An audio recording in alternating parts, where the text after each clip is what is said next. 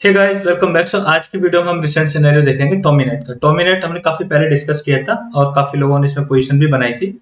कुछ लोगों का इसमें सिर्फ प्रॉफिट का अमाउंट पड़ा है, यानी उन्होंने इन्वेस्टेड अमाउंट अपना निकाल लिया है जो पहले प्रीमियम ग्रुप में थे।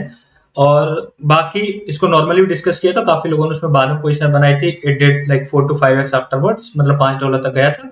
उसके बाद फिर करेक्ट हो गया, $3 के आसपास इसने सपोर्ट बनाई थी काफी लॉन्ग टाइम तक।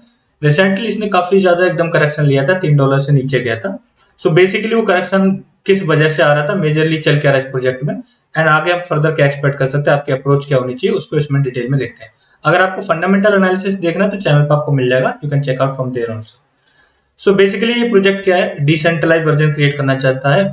जो वेब 3.0 का इसको प्रोजेक्ट आप कंसिडर कर सकते हो। जो भी फीचर है जो मतलब डिसेंट्रलाइज वे में अल्टरनेट सोल्यूशन प्रोवाइड करेंगे वेब 2.0 का, वो इसमें ऑलरेडी पार्टिसिपेट कर रहा है। सो इसका मतलब डोमेन नेम सर्विस है जो ऑलरेडी स्टार्ट हो गई है, और उस टाइम पे भी इसमें काफी ज्यादा हाइप देखने को मिली थी।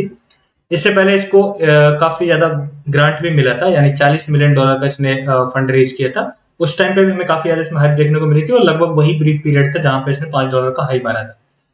द थिंग इज इसके कई सारे मेन जो प्रोजेक्ट है, जैसे कि टॉमी पे है, इसका जो पेमेंट सोल्यूशन है, बेसिकली पेमेंट का मतलब काइंड ऑफ एक वो है मैकेनिज्म।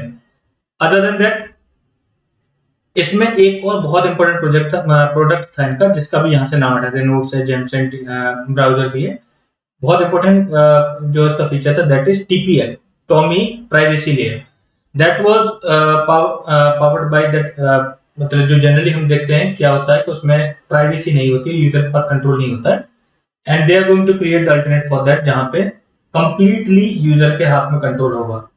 अब इन्होंने डिसाइड किया रिसेंटली, लाइक जुलाई के एंड में इन्होंने अनाउंसमेंट करी थी कि ये स्ट्रेटेजिक शिफ्ट कर रहे हैं टॉमी के इकोसिस्टम में, और उसमें इन्होंने टीपीएल का जो डेवलपमेंट है उसको सस्पेंड कर दिया है। अब उसको ये फर्दर डेवलप नहीं करेंगे, उसको अपने प्रोजेक्ट में भी नहीं शो करेंगे। एंड इसके साथ हुआ क्या है, बिकॉज इनके लिक्विडिटी पार्टनर है, इन्होंने इन्हें रिस्क फैक्टर दिखाया कि अगर टीपीएल को फॉलो करोगे देन इट मतलब ये काफी ज्यादा प्रॉब्लमेटिक हो जाएगा लिक्विडिटी वाइज अगर देखा जाए टॉमी टोकन के लिए, फ्यूचरिस्टिक व्यू में अगर देखा जाए तो। सो इन्होंने इसको डिच कर दिया, यानी अपने जो कोर फीचर है उसको डिच कर दिया है, तो which is not good. And अब इसके बाद बोला इन्होंने कि इसको पूरी तरीके से हमने हटाया नहीं है, हमने अपने इकोसिस्टम से हटा दिया है। वन ऑफ द पर्सन जो टीम में है मिस्टर होगेट करके, वो इसको इंडिपेंडेंटली डेवलप करेगा, और उसके बाद वो इसको नॉन टोकन बेस्ड प्रोजेक्ट रखेगा, यानी इसका कोई टोकन नहीं आएगा जिससे टॉमी टोकन का कोई कंपटीशन न रहे। एंड वो उससे जो भी प्रॉफिट मिलेगा उससे फर्दर टॉमी बाय करेगा, जिससे टॉमी के इकोसिस्टम को सपोर्ट मिलेगी। दैट इज काइंड ऑफ एक तरह से मार्केटिंग लैंग्वेज इसको बोल सकते हो।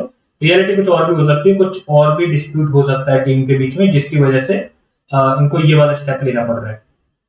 सो यही इसमें इन्होंने एक्सप्लेन किया है। तो ये एक्चुअली नेगेटिव, इसकी वजह से इसने शार्प डिप ली थी। एक होप है, अगर आपने इसमें अपना इन्वेस्टमेंट कर रखा है तो आप इस पर्टिकुलर इवेंट के टाइम पे अपने इन्वेस्टेड अमाउंट एटलीस्ट निकाल लेना, और नहीं निकाला अगर तो, और अगर इन्वेस्टेड अमाउंट निकाल भी लिया, प्रॉफिट पड़ा है, तो उसमें से भी एटलीस्ट अपना 50% प्रॉफिट बुक कर लेना। तो जो मेजर अपडेट है वो ये है कि टॉमी पे का एक्सटेंशन इन्होंने सबमिट किया है गूगल का जो क्रोम एक्सटेंशन स्टोर है उसके लिए।